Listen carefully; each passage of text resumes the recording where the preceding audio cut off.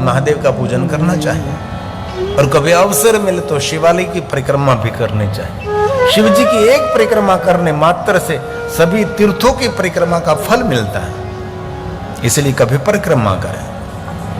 परंतु शिव जी की परिक्रमा पूर्ण नहीं हो सकते, शिव जी की परिक्रमा अपूर्ण करते हैं। अपूर्ण क्यों? शिव जी की परिक्रमा हम पूर्ण क्यों नहीं कर सकते? कारण शिव पूर्ण है, जीव अपूर्ण है, इसलिए पूर्णानंद की परिक्रमा अपूर्ण जीव कभी नहीं कर सकता। इसलिए शिव जी की परिक्रमा हम पूर्ण नहीं करते, अपूर्ण करते हैं।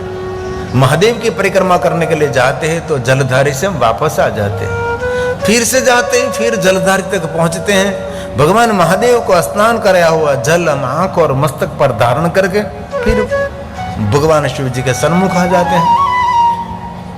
परिक्रमा करने के लिए जा रहा है उनको बाहर की ओर रहना चाहिए, परिक्रमा करके जो आ रहा है उसको अंदर की बाजू रहना चाहिए। ये परिक्रमा का नियम है। इसलिए एक संख्या में परिक्रमा करे, 1 करे, 3 करे, 5 करे, 7 करे, 9 करे, 11 करे। कभी अवसर मिले तो भगवान महादेव को परिक्रमा, और जो महादेव को अर्पण करने के लिए आप ले गए सब कुछ अखंड अर्पण करें, खंडित नहीं। सभी देवताओं के सामने में श्रीफल तोड़ते हैं, फोड़ते हैं, लेकिन महादेव के सन्मुख में श्रीफल फोड़ते तोड़ते नहीं है, पूरा अखंड श्रीफल अर्पण करते। क्यों? भगवान शिव अखंडानंद है, इसलिए भगवान शिव जी को पूरा पूरा अखंड श्रीफल अर्पण करते हैं। कुछ भी वस्तु भगवान महादेव को अर्पण की जाए सब कुछ अखंड अर्पण करते हैं। और भगवान महादेव के दर्शन करने के बाद थोड़ी देर तक वहां पंचाक्षर मंत्र का जाप करें और थोड़ी देर के लिए वहां विश्राम करें, शांति से बैठिए वहां। और फिर भगवान महादेव के दर्शन करते करते जाते जाते फिर पुनः दर्शन महादेव का करें। आपका बूट चप्पल धारण करें, इससे पहले फिर से भगवान महादेव का पुनः दर्शन करें। जो शिव जी के दर्शन करके जाते जाते पुनः दर्शन करते उसको फिर से इस मृत्यु लोक में वापस आना नहीं पड़ेगा, इसीलिए उसको पुनः दर्शन करते हैं, फिर दर्शन करते। और कभी आप स्नान नहीं किए हैं, आप अपवित्र हैं, घर में कोई अपवित्रता है, तो भगवान महादेव का दर्शन करने के लिए शिवालय के अंदर नहीं जा सकते। आप शिवालय नहीं जा सकते तो शिवालय का शिखर और शिखर पर ध्वजा है, उस ध्वजा का दर्शन करें तो महादेव के दर्शन का फल मिलेगा। इसलिए शिखर का दर्शन वही शिव का दर्शन है, और शिवालय के शिखर पर जो ध्वजा है वही महादेव का दर्शन है। बोले नित्य भगवान महादेव के ध्वजा का दर्शन करना चाहिए, और कभी अवसर मिले तो शिव जी को ध्वजा अर्पण भी करने चाहिए। जो महादेव को ध्वजा अर्पण करते हैं उनको कोई भी क्षेत्र में सफलता और विजय प्राप्त होता है। नित्य जो भगवान महादेव के शिवालय पर जो ध्वजा है उनके दर्शन करने से मानव कहीं भी निष्फल नहीं रहता, उसकी प्रतिष्ठा हमेशा निष्कलंक रहती है। इसलिए भगवान महादेव के ध्वजा का दर्शन करना चाहिए। और शिवालय का शिखर और शिवालय की ध्वजा की छाया जितनी भूमि में गिर रही है ये भूमि तीर्थ कहते हैं। इस भूमि में कोई निवास कर रहा है तो तीर्थ में निवास कर रहा है। अरे शिवालय के आसपास रहना वो भी बहुत बड़ा पुण्य है। और जहां तक शिखर की छाया और जहां तक शिखर पर ध्वजा की छाया गिरती है, इतनी भूमि में कोई पापी व्यक्ति का भी मृत्यु हो गया तो भी वो शिवलोक को प्राप्त कर सकता है। और शिवालय के आसपास कोई भी जलाशय है उसको कहते शिव गंगेति विघ्नयम। भगवान महादेव ने वचन दिया है कि शिवालय के आसपास कोई भी जल, कूप है, वावड़ी है, सरोवर है, सरिता है, वो जल कोई सामान्य जल नहीं है,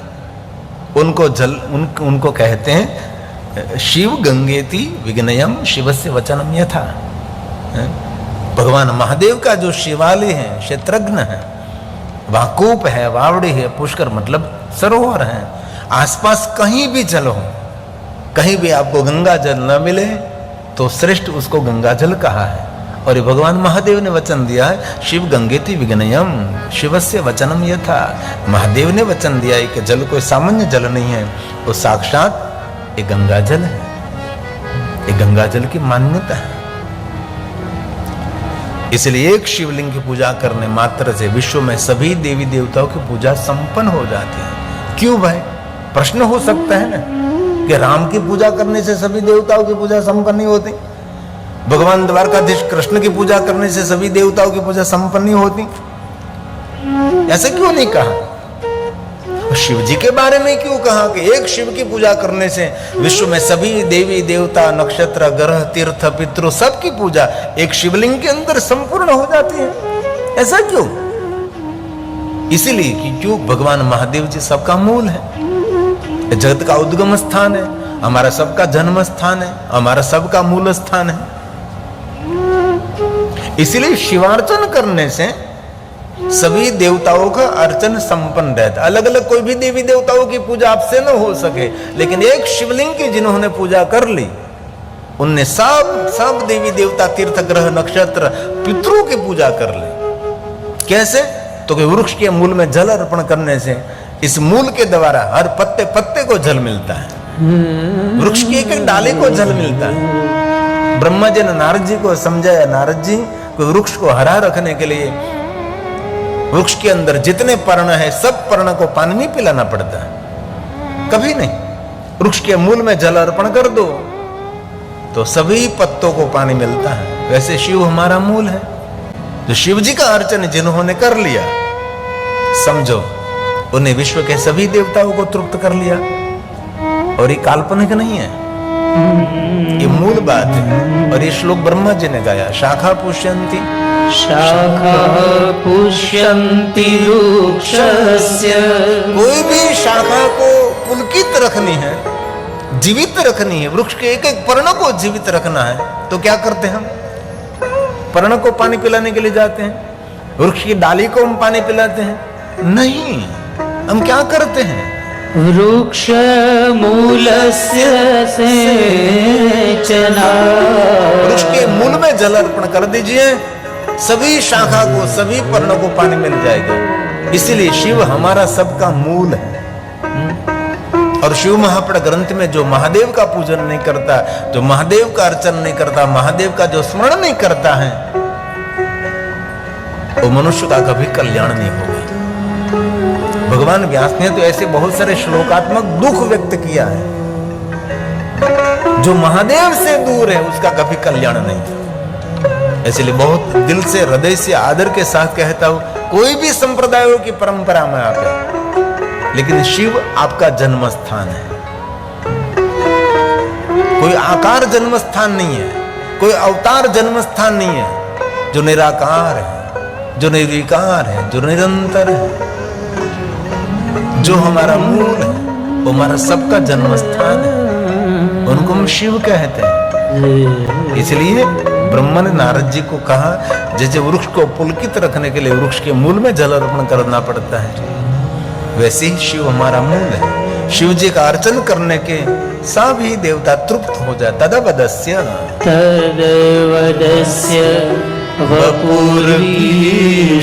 विश्व में जितने देवता हैं सब तृप्त हो जाते हैं।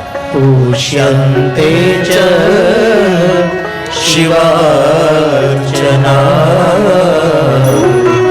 पुष्यन्ते च शिवार्चना। इसलिए भगवान शिव जी का अर्चन करना चाहिए, भगवान शिव जी का पूजन करना चाहिए। शिव महापुराण ग्रंथ में तो वहां तक कह दिया कि आप अलग अलग विश्व के कोई भी देवी देवताओं की पूजा ना करो। अरे वहां तक क्या पंचायत पूजा ना आपसे हो सके। हमारी सनातनी परंपरा में प्रधान देवता तो 5 हैं, भगवान शंकर, माता पार्वती, भगवान गणेश जी, भगवान विष्णु जी और सूर्य नारायण, ये हमारे 5 देवता हैं। तो 5 देवताओं की अलग अलग आपसे पूजा न हो सके तो क्या करें? एक शिव की पूजा करने से पंचायत पूजा भी पूर्ण हो जाती है। ऐसा दूसरा देव दुनिया में एक भी नहीं है कि उनकी एक की पूजा करो और सबकी पूजा हो जाए, ऐसा कभी नहीं है। लेकिन एक भगवान शंकर जी ऐसे देव हैं कि भगवान शिव की एक की पूजा करो तो पंचायत पूजा भी पूर्ण हो जाती है। मैं तो मध्यस्थी हूं, मैं तो शिव महापुराण ग्रंथ में से पकड़कर आपके समक्ष में प्रस्तुत करता हूं। तो पंचायत पूजा आपसे न हो सके तो एक शिव की पूजा, एकस्य अर्चना देव पंचायत पूजनम् पूजनम् जायते अन्य सुरेन्द्रेव संभवे नहीं सर्वथा संभवे नहीं सर्वथा। इसलिए भगवान महादेव का मूल शिवलिंग की पूजा है। ऐसे शिव महापुराण ग्रंथ में तो बहुत सारा विस्तृत किया है, मैं तो बहुत अल्प शब्दों में कहने का प्रयास करता हूं। आप 1000 स्थापित शिवलिंग की पूजा करो, ब्राह्मणों के द्वारा, साधु संत महापुरुषों के द्वारा, सज्जनों के द्वारा, शिव भक्तों के द्वारा जिस शिवलिंग की स्थापना करते उसको स्थापित शिवलिंग कहते हैं। गांव-गांव में, शहर-शहर में स्थापित शिवलिंग। 1000 स्थापित शिवलिंग की पूजा करने जो फल मिलता है वो फल एक स्वयंभू शिवलिंग की पूजा से मिलता है, जो धरती में से आप ही आप शिवलिंग प्रकट हुए। ऐसे बहुत सारे शिवलिंग है जो स्वयंभू है। तापी मैया के तट पर तो अगणित भगवान महादेव के लिंग स्वरूप है जो स्वयंभू है। तापी पुराण में भी सूर्यपुत्री तापी, गंगा में स्नान करने से मनुष्य पावन बनता है, यमुना का पान करने से पावन बनता है, माता नर्मदा का दर्शन करने मात्र, दर्शन मात्र पापहारी का जय जय मां नर्मदा, और तापी मैया का तो स्मरण करने मात्र से मनुष्य पाप में से मुक्त हो जाता है। ये है तापी मैया। उनके तट पर अगणित भगवान महादेव के लिंग स्वरूप हैं जो स्वयंभू हैं। लेकिन 1000 स्वयंभू शिवलिंग की पूजा करें, जो फल मिले वो फल एक उपलिंग की पूजा करने मात्र से मिलता है। 1000 उपलिंगों की पूजा करें, जो फल मिलता है वो फल एक ज्योतिर्लिंग के दर्शन करने मात्र से मिलती है। इसीलिए ज्योतिर्लिंगों की महिमा है। और 12 ज्योतिर्लिंग के साथ साथ 12 उपलिंगों की भी महिमा है। आप इस ज्योतिर्लिंग का दर्शन न कर सको तो उसका उपलिंग है, उनका दर्शन करो। और सभी तीर्थों का पुण्य देने वाला शिव है। कोई भी तीर्थ में आपके और तीर्थ में एक महादेव को आप नहीं मिले तो ये तीर्थ का कोई पुण्य नहीं है। तीर्थ का पुण्य देने वाला भगवान शिव है। इसीलिए सभी तीर्थों में भगवान शिव विराजमान है। और बहुत दिल से एक बात कहना चाहता हूं, आप गोकुल मथुरा वृंदावन की यात्रा करो, लेकिन गोकुल मथुरा वृंदावन की यात्रा का फल कौन देता है? यमुना तटे भूतेश्वरम। आप गोकुल मथुरा वृंदावन की यात्रा आपने की, लेकिन पुण्य देने वाला भूतनाथ है। जो भूतनाथ का आपने दर्शन नहीं किया तो गोकुल मथुरा वृंदावन की यात्रा का पुण्य कौन देता है? अरे दुनिया का कोई भी यज्ञ करो, यज्ञ का पुण्य देने वाला, यजमान का मंगल और कल्याण करने वाला शिव है। शिव के बिना सब कुछ आपका अधूरा रहेगा। इसलिए दया आ रही है। जो महादेव से दूर है तो शिव जी से अपना रास्ता बदल देता है? नहीं नहीं, कभी नहीं। और ये भूतनाथ कौन है? जो यमुना तटे गोकुल मथुरा वृंदावन की यात्रा का फल देने वाला भूतनाथ, ये भगवान केदारेश्वर महादेव का उपलिंग है। जो कोई हिमालय पहाड़ पर केदारेश्वर महादेव के दर्शन न कर सके, इतने दूर हिमालय पहाड़ पर न पहुंचे, तो ये केदारेश्वर महादेव के दर्शन का फल ये भूतेश्वर महादेव के दर्शन करने मात्र से मिलता है। ये शिव महापुराण ग्रंथ की बात है। केदारेश्वरं सज्जातं भूतेशं यमुना तटे महापाप हरं प्रोक्तं पश्यताम् अर्चितां तथा। दर्शन करने मात्र से, अर्चन करने मात्र से भूतेश्वर महादेव का दर्शन एक केदारेश्वर महादेव की यात्रा का फल देता है। इसलिए कोई केदारेश्वर महादेव न पहुंचे तो गोकुल मथुरा के वृंदावन की यात्रा करते करते भूतेश्वर महादेव का दर्शन कर लीजिए। ये केदारेश्वर की यात्रा का फल देता है। ये महिमा है। इसलिए कभी अवसर मेरे ज्योतिर्लिंगों की यात्रा करें, दर्शन करें। तो स्थापित लिंग, स्वयंभू शिवलिंग, उपलिंग, ज्योतिर्लिंग, चरलिंग, बिंदुलिंग, श्री यंत्र, लक्ष्मी यंत्र, कुबेर यंत्र, बहुत सारे यंत्रों की परंपरा है। यंत्र में एक छोटी सी बिंदी होती है, उसको बिंदुलिंग कहते हैं। बहुत सारे लोग यंत्रों की पूजा में रत रहते हैं ना, यंत्रों की पूजा करते रहते, बस यंत्र की पूजा करते रहो धन मिलेगा। नहीं नहीं, यंत्रों की पूजा करते करते साथ में यंत्र की तरह काम करना पड़ता है। पुरुषार्थ के बिना कुछ भी नहीं होता। पुरुषार्थ के बिना आपका भाग्य भी पंगु है। भाग्य को खोलने के लिए पुरुषार्थ बहुत बड़ी चाबी है, बहुत बड़ी कुंजी है। पुरुषार्थ के बिना कुछ भी नहीं होता, मेहनत तो करनी पड़ेगी। बैठे बैठे यंत्रों की पूजा करता रहो तो कैसे, ऊपर से वर्षा नहीं होती ना। इसलिए हर यंत्रों में एक छोटी सी बिंदी होती है, उसको कहते हैं बिंदु लिंग। और आपका जो सदगुरु है उसको गुरु लिंग कहा है, उसकी बहुत बड़ी महिमा है। सदगुरु कौन है? जो आध्यात्मिक परंपरा का मार्गदर्शन करते हैं। कोई भी क्षेत्र में आगे जाना है तो कोई मार्गदर्शक तो चाहिए ना। तो आध्यात्मिक मार्ग में जो आप आगे बढ़ना चाहते हैं तो कोई मार्गदर्शक चाहिए, जो ज्ञानी है, जो विद्वान है, जो शास्त्र पढ़ा हुआ है, भले बुरे का जिनको भान है, क्या करना चाहिए क्या नहीं करना चाहिए, जीवन की गंभीरता और वास्तविकता क्या है, उनका संपूर्ण जिनको पता है। यह सदगुरु की अद्भुत महिमा है। इसलिए हमारी सनातनी परंपरा में सदगुरु की श्रेष्ठ महिमा है। आध्यात्मिक परंपरा में शिव महापड़ ग्रंथ में गुरु वंदना का बहुत बड़ा प्रकरण है। और हमारे सब पर कोई न कोई तो सदगुरु की छत्र छाया रहती है। माता पिता परिवार का रिश्ता मृत्यु तक रहता है, और मृत्यु के बाद तो हमारा जो कुछ संबंध है ये सदगुरु का ही संबंध है। इसलिए गुरुदेव हमारे लिए ज्ञान की मूर्ति है, हमारे सबके लिए मार्गदर्शक है, पथदर्शक है।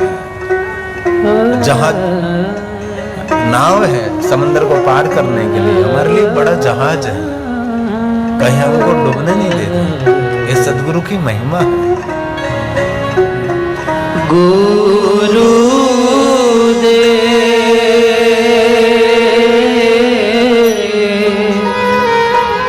તમારા ચરણોમાં વંદન કરું વારંવાર। ગુરુદેવ તો જ્ઞાનની મૂર્તિ કહેવાય। ગુરુદેવ તો જ્ઞાનની મૂર્તિ કહેવાય। ગુણ લાગવા दर्शन था गुरुदेव तो ज्ञाननी मूर्ति कहवाय। गुरुदेव तो ज्ञाननी मूर्ति कहवाय। अपने अपने सदगुरु को याद करें, जहां से हमको आध्यात्मिक पंथ मिला, जहां से मार्गदर्शन मिला है, जहां से मेरे जीवन की यात्रा का मंगलमय प्रारंभ हुआ है। जन्मों जीवन की यात्रा नहीं है, जहां से हमारी भक्ति अर्चन पूजा परमात्मा के प्रति श्रद्धा और भक्ति का प्रारंभ हुआ है। जिन महापुरुष ने हमको मार्गदर्शन किया, वहां से हमारा जीवन का प्रारंभ हुआ है। इसको सदगुरु कहा जाता है।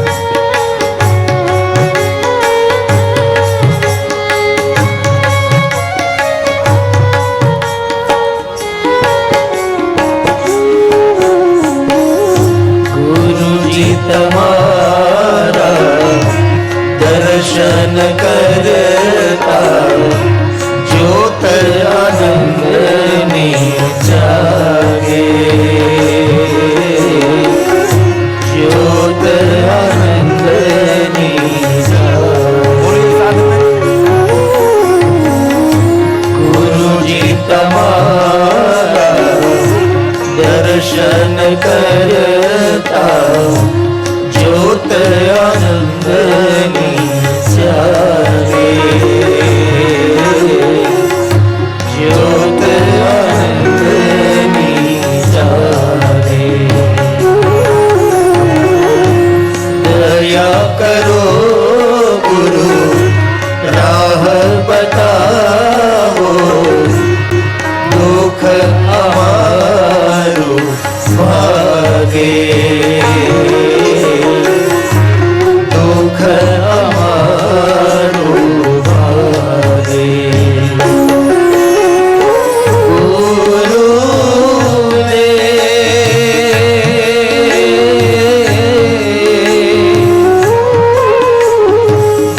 સખી જીવને શાંતિ આપો રટુ વારંવાર ગુરુદેવ તો જ્ઞાનની મૂર્તિ કહેવા ગુરુદેવ તો જ્ઞાનની મૂર્તિ કહેવા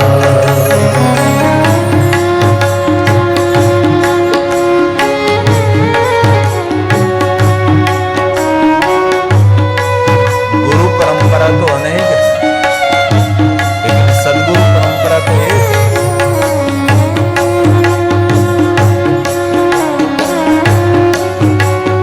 बंदौ गुरुपद कंज कृपा सिंधु नर उपहरे महामुहूर्तम कुंज दास बचन रवि कर विकर।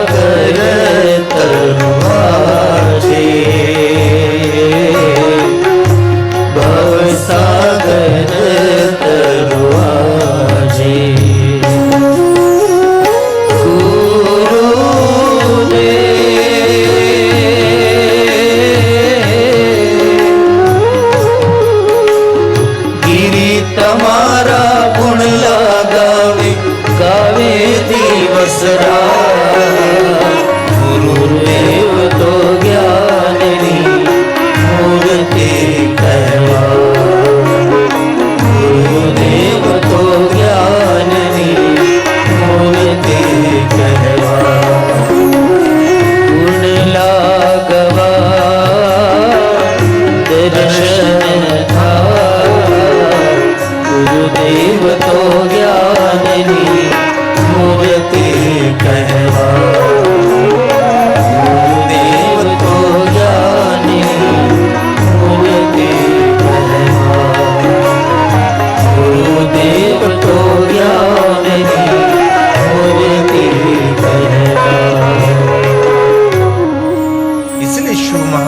अंतर्गत गुरु लिंग का बहुत बड़ा वर्णन किया और एक पाषाण शिवलिंग जो शिल्पकार पत्थर में से निर्माण करते हैं और नदी के जल प्रवाह में बहते बहते पत्थर लिंगाकार बनते हैं, उसको बाणलिंग कहते हैं।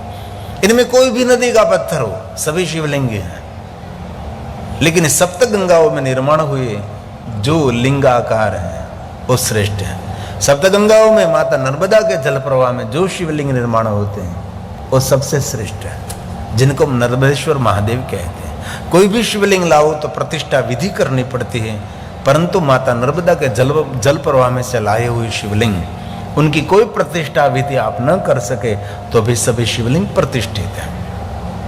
इसलिए ज्यादातर शिवालय में नर्मदेश्वर महादेव ही विराजते हैं, जिनको बाणलिंग भी कहते हैं, नर्मदेश्वर महादेव भी कहते हैं। एक शिवलिंग है स्फटिक शिवलिंग, हीरे जैसा श्वेत आर पार कांच जैसा एक पत्थर है, उसको स्फटिक शिवलिंग कहते हैं। भगवान विष्णु जी ने अपने कर कमलों के द्वारा लक्ष्मी जी को स्फटिक शिवलिंग दिया, वहां से लक्ष्मी जी स्फटिक शिवलिंग का पूजन करती है। भगवान विष्णु जी ने लक्ष्मी जी को शिव भक्ति का दान दिया कि लक्ष्मी जी मेरा इष्ट महादेव है, इसलिए आप भी भगवान महादेव के निराकार लिंग स्वरूप के स्फटिक शिवलिंग की पूजा करो। इसलिए कोई भी बहनों के लिए स्फटिक शिवलिंग श्रेष्ठ है, लेकिन कहीं खरीदने के लिए नहीं जाना है, ऑनलाइन भी नहीं आपको लेना है, क्योंकि आज वर्तमान में स्फटिक शिवलिंग सही नहीं मिल रहे, क्रिस्टल के मिल रहे, कांच के मिल रहे। इसलिए बहुत सारा महात्मा सुनकर हम लेने के लिए चले जाते हैं, नहीं कभी नहीं, ऐसा नहीं। एक सुगंधी शिवलिंग है, चंदन में अष्टगंध मिश्रित करके शिवलिंग निर्माण किया जाता है, उसको सुगंधी शिवलिंग कहते हैं। और पुष्प में से शिवलिंग निर्माण करते हैं, उसको पुष्पलिंग कहते हैं। धन धान्य के आटे में से शिवलिंग निर्माण किया जाता है, योगोधूमलिंग कहते हैं।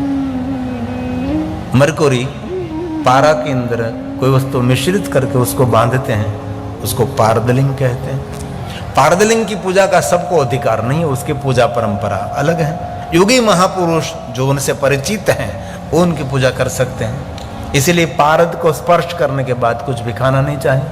पारद को स्नान करे हो जल कभी मुख में नहीं रखना चाहिए, क्योंकि पारो पॉइजन है, इसलिए सावधानी रखनी चाहिए। बहुत लोगों को पता नहीं होता। अरे कोई भी भगवान को स्नान कराया हुआ जल कभी पीना नहीं चाहिए, आंख और मस्तक पर धारण करें।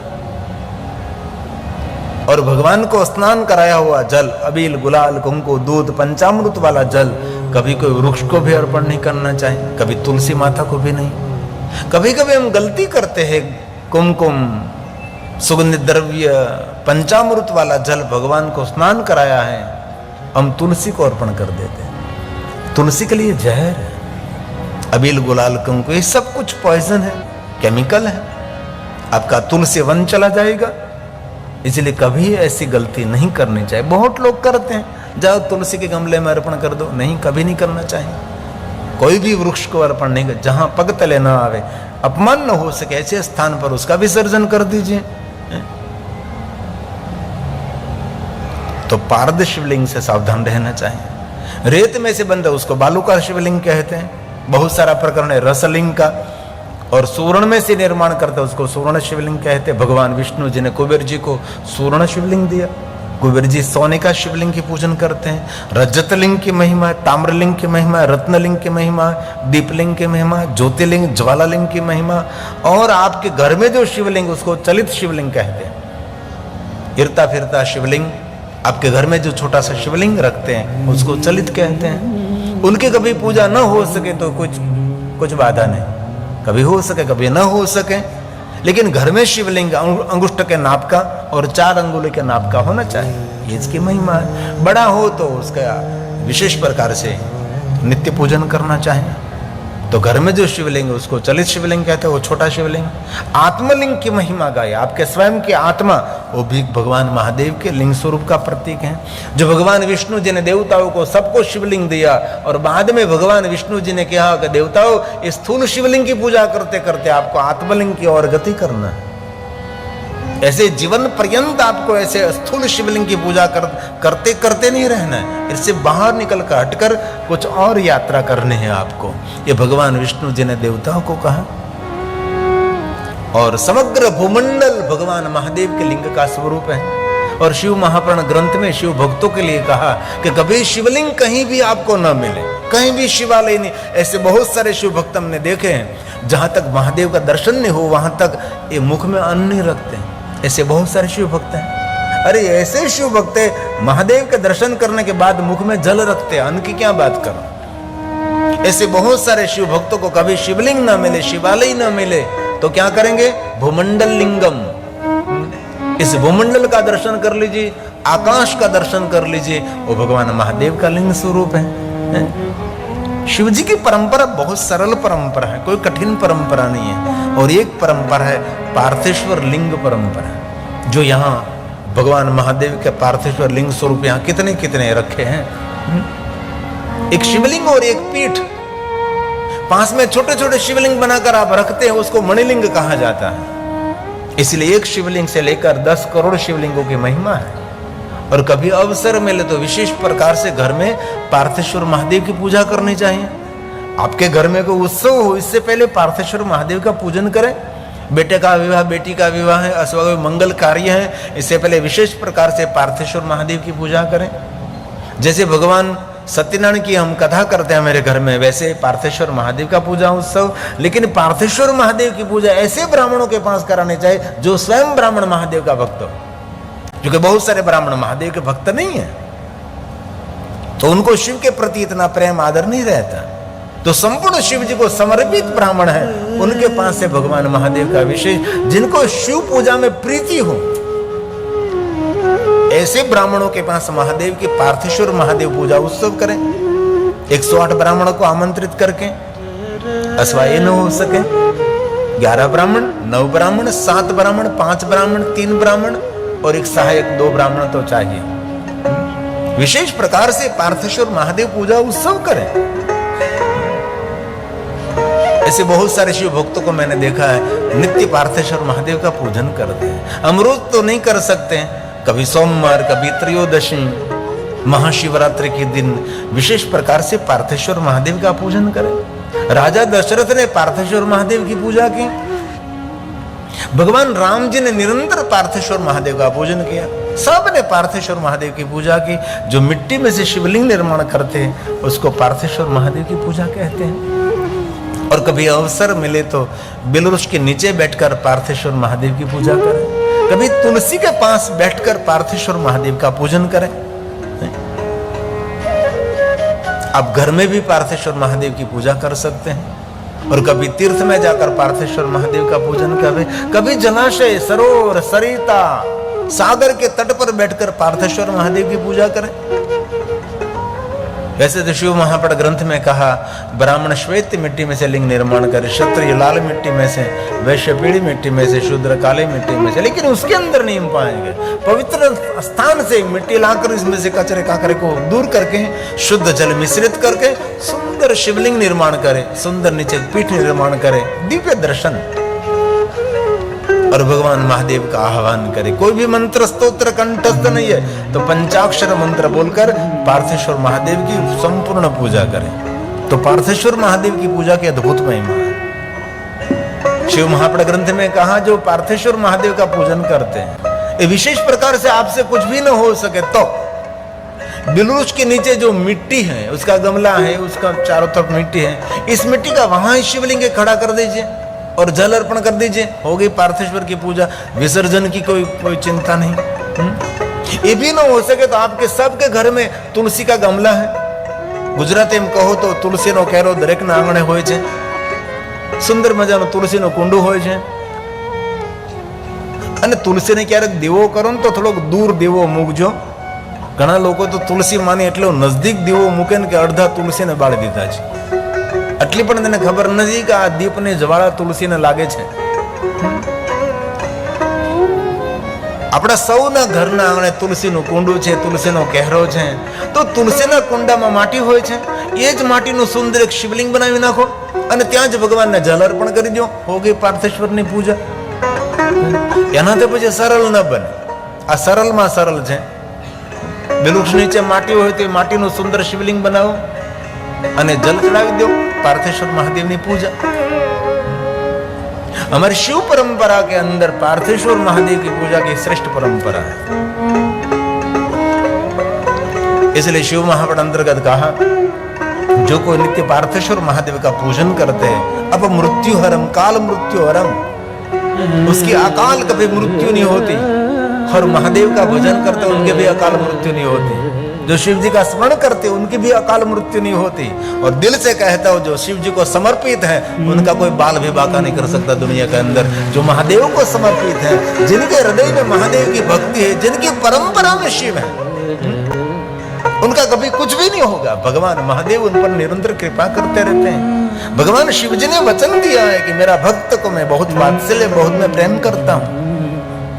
इसलिए शिव महापट अंतर्गत कहा, जो कोई मनुष्य पार्थेश्वर महादेव का पूजन करते अपमृत्यु हरम, अपमृत्यु हरम काल मृत्योर्श्रापी विनाशनम।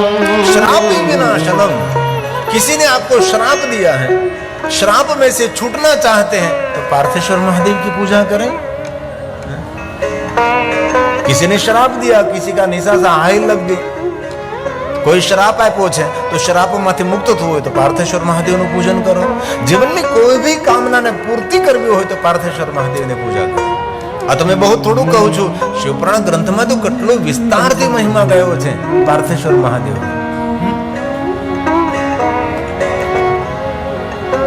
अपमृत्यु हरम काल मृत्यु हरम श्रापे विनाशनम सत्य। जितने श्राप किसी ने दिया, सभी श्राप में से मुक्ति देने वाला ये पार्थेश्वर महादेव है। और दूसरी बात, जीवन की सभी कामना की पूर्ति पार्थेश्वर महादेव करते हैं। राजा दशरथ गुरु वशिष्ठ महाराज के पास गए। राजा दशरथ ने कहा, गुरु वशिष्ठ महाराज आप मुझे कुछ मार्गदर्शन करें, मुझे पुत्र नहीं है। गुरु वशिष्ठ महाराज ने कहा, राजा दशरथ जी आपकी परंपरा में शिव है, आपके इष्ट देव महादेव हैं, आप विशेष प्रकार से पार्थेश्वर महादेव का पूजन करें। और गुरु वशिष्ठ महाराज ने मार्गदर्शन दिया और राजा दशरथ जी ने पार्थेश्वर महादेव की पूजा की। माता कौशल्या ने पार्थेश्वर महादेव का पूजन किया, श्रृंगी ऋषि ने मार्गदर्शन दिया, माता सुमित्रा ने, माता कैकेयी ने, सबने मिलकर पार्थेश्वर महादेव की पूजा की। तब शंकर भगवान ने श्री हरि को आज्ञा की, हरि अब जाइए जरा वहां 4 रूप में प्रकट हो जाइए। और 4 रूपों में भगवान श्री हरि वहां प्रकट हुए, भगवान राम, लक्ष्मण, भरत और शत्रुघ्न। और राम जी भगवान महादेव के श्रेष्ठ शिव भक्त रहे। महादेव के भक्तों के सिर मुकुट भगवान राम जी ने है। जग प्रसिद्ध राम जी की शिव भक्ति का वर्णन है, शिव महापट ग्रंथ में सभी श्लोकात्मक वर्णन है। इसलिए जीवन की कामना, मनोकामना पूर्ण करने के लिए पार्थेश्वर महादेव की पूजा करें। कलत्र पुत्र आदि धन धान्य प्रदम, सब कुछ देने वाला सद्य कलत्र पुत्र आदि धन धान्यम प्रदम। निर्धन को नित सदा ही, जो कोई जहां से वो पल पाए, स्तुति कही विधि करे तुम्हारे, हरो नाथ अब चूक हमारे। शंकर हो संकट के नाशन, विघ्न विनाशन, मंगल कारण, योगी यति मुनि ध्यान लगावे, नारद सारद शीश नमारे। नमो नमो जय नमः शिवाय, सूर ब्रह्मादिक पार न पार, असित गिरि समम सात कज्जलम सिंधु पात्रे। कौन गा सकता है, कौन कह सकता है, कौन उनका वर्णन कर सकता है? संभवे नहीं सर्वथा। असित गिरि समम स्यात् कज्जलम सिंधु पात्रे, सुरतरुवर शाखा लेखनी पत्रमो, लिखति यदि गृहीत्वा शारदा सर्वकालम्, तदपि तव गुणानामीश पारं न याति। लिंगोत्पत्ति शुभा शुभा श्रुत्वा यस्य प्रभावेन दुख नाशो भवेत्। भगवान महादेव का लिंग स्वरूप मनुष्य मात्र को सभी दुखों में से मुक्त करने वाला, ये भगवान महादेव के निराकार लिंग स्वरूप की उपासना है। पूजिताभ्याम पितृभ्याम परमानंदे वही परमानंद लाभार्थे शिवलिंग प्रपूज्यते, विशेष प्रकार से महादेव का पूजन करें। ऐसा नहीं शिवालय में जाकर घर में भी आप पूजा कर सकते हैं।